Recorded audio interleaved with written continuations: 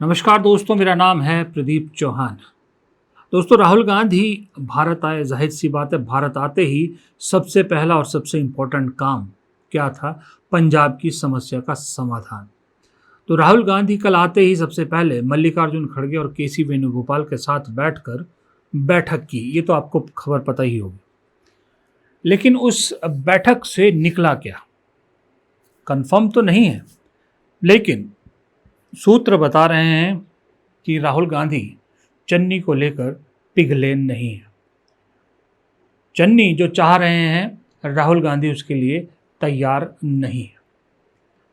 केसी वेणुगोपाल भी इसी हक में है। भूपेश बघेल जो प्रभारी है, उनकी जो रिपोर्ट जब डिस्कस हुई, उस रिपोर्ट में भी कहा जा रहा है कि यही कहा गया है कि चन्नी को अध्यक्ष बनाना खतरे से खाली नहीं होगा, राजा वड़िंग को नहीं हटाना चाहिए।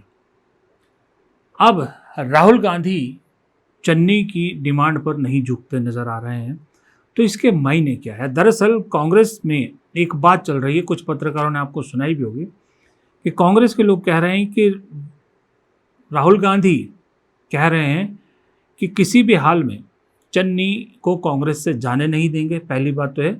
दूसरी बात सबसे इम्पॉर्टेंट, कि उन्हें एकनाथ शिंदे भी नहीं बनने देंगे। जी हाँ, एकनाथ शिंदे भी नहीं बनने देंगे। मतलब आप समझ रहे हैं, मतलब ये है कि ट्रस्ट डेफिसिट, जो मैंने पहले भी एक वीडियो में कहा था कि विश्वास की कमी। राहुल गांधी को ये लगता है कि अगर चन्नी को अध्यक्ष बनाया गया तो वो सारे फैसले, जाहिर सी बात है टिकट बंटवारे को लेकर खास करके, वो अपने हिसाब से करेंगे, क्योंकि चन्नी अध्यक्ष होंगे तो अपने हिसाब से चलाएंगे। और दूसरी बात, जो इस वक्त संगठन सृजन के तहत जिला अध्यक्ष बनाए गए हैं, जो राजा वड़िंग के साथ खड़े नजर आ रहे हैं, इस सारे विवाद के दौरान वो कोई भी उनमें से चन्नी कैंप में नहीं दिखा। संगठन में खलबली मच जाएगी और संगठन जो मेहनत अब तक की है वो सब पानी में मिल जाएगी। और चुनाव के लिए इतना कम वक्त है कि संगठन में फेरबदल अभी नहीं कर सकते। अभी चन्नी को इसलिए कैंपेन कमेटी का अध्यक्ष बनाया गया था कि बैलेंस बनाया जा सके, कास्ट इक्वेशन में भी और संगठन के हिसाब से भी।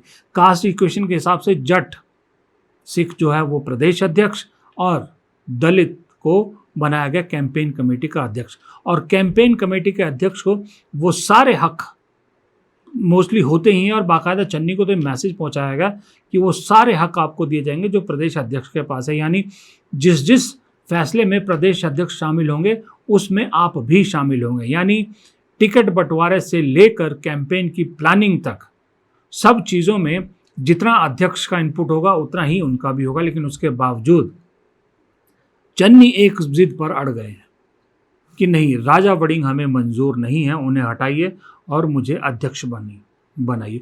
इस चीज़ को लेकर राहुल गांधी भी अड़ गए कि ये तो नहीं होगा, क्योंकि मैंने जो जिक्र किया कि शिंदे नहीं बनने देंगे, वो डाउट वही है जो मैंने पहले भी उस ट्रस्ट डेफिसिट वाले वीडियो में कहा था कि ऐसा ना हो, कांग्रेस को ऐसा लगता है कि ऐसा ना हो कि कांग्रेस के इतने एमएलएज आ जाएं कि मेजॉरिटी जो है आपने उसमें जीत जाए, 60, 62, 65 विधायक आ जाएं 117 में से, और चन्नी कुछ ऐसा खेल कर जाए जो टीएमसी में पश्चिम बंगाल में हुआ है, और बाद में वो सब कर जाए जो टीएमसी के विधायकों ने वहाँ किया है।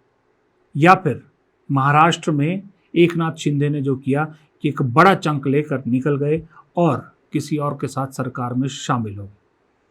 ऐसा नहीं करने देना चाहती है, ऐसी संभावनाओं को दरकिनार करना चाहती है कांग्रेस। लेकिन साथ ही ये भी कह रही है कि चन्नी को जाने नहीं देंगे, इसलिए हर चीज़ में बराबर का हक उन्हें दिया गया है। अब सवाल ये उठता है कि अगर चन्नी को ये सब मालूम है कि उन्हें पूरा हक मिल रहा है, बराबर का उनका डिसीजन मेकिंग में हिस्सेदारी होगी, तो फिर वो अध्यक्ष पद के लिए क्यों अड़े हुए हैं? राजा वड़िंग से उनको ऐसी क्या दिक्कत है? तो कुछ का कहना है कि दरअसल एक थ्योरी ये भी चल रही है कि चन्नी शायद मोहरा है, पीछे से गेम कोई और खेल रहा है।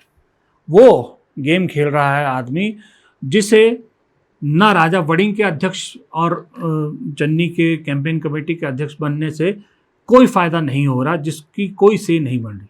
लेकिन अगर राजा वड़िंग हट जाते हैं और चन्नी प्रदेश अध्यक्ष बन जाते हैं तो शायद उस आदमी की कुछ से होगी, क्योंकि चन्नी एहसान मानेंगे ये मेरे साथ खड़ा था। शायद कुछ टिकट डिस्ट्रीब्यूशन में हिस्सेदारी मिल जाए, शायद जीत के बाद कुछ तगड़ा पद भी मिल जाए। ये सारी चीज़ें अब हिसाब या अंदाज़ा आप खुद लगाइए कि कौन ऐसा शख्स हो सकता है जिसे चन्नी को आगे करके चन्नी के कंधे पर बंदूक चला के फ़ायदा मिल सकता है।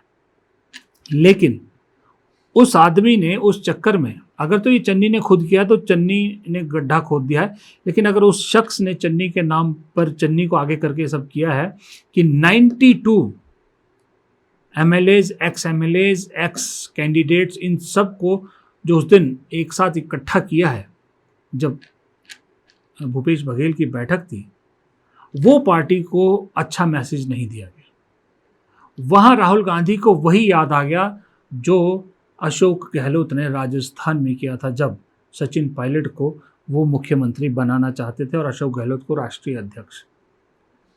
अब मैंने कहा ना, दूध का जला फूक फूक कर पीता है लस्सी भी, तो कांग्रेस ने वहाँ मुंह जला लिया एक बार राहुल गांधी ने, अब वो दोबारा मुंह नहीं जलाना चाहते।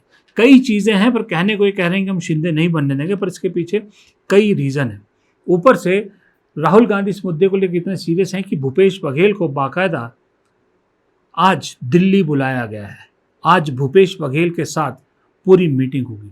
भूपेश बघेल की जो रिपोर्ट है उसके एक एक पहलू पर चर्चा की जाएगी, डिटेल रिपोर्ट उनसे मांगी जाएगी। और साथ ही मुझे नहीं मालूम है कितना सच है या नहीं है, मीडिया में ये भी खबर चल रही है कि भूपेश बघेल के अलावा एक और कांग्रेस हाईकमान ने रिपोर्ट तैयार करवाई है किसी और से, मुझे नहीं मालूम किससे।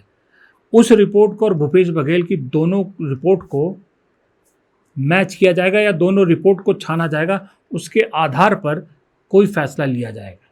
अब ये तो आज शाम तक या एक आध दिन में पता लग जाएगा कि क्या किसकी रिपोर्ट थी या दूसरी रिपोर्ट थी भी या नहीं थी, सब ऐसी हवाई थी या जो भी है।